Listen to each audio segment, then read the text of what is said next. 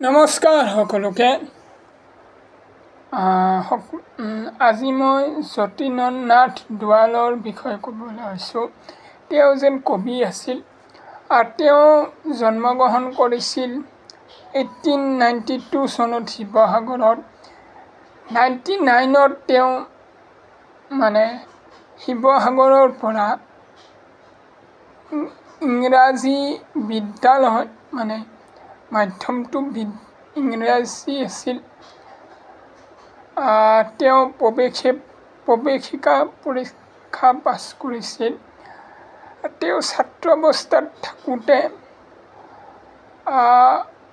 কিছুমান কবিতা গ্ৰন্থ লিখিছিল, যেনে উমৰ তীৰ্থ, আপোনাৰ বনফুল ইত্যাদি। বনফুলৰ কাৰণ তেওঁক